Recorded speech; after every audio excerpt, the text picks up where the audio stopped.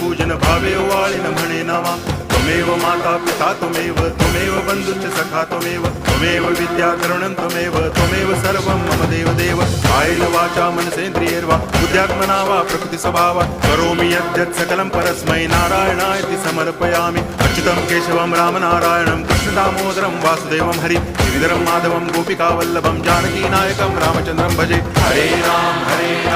Ram Ram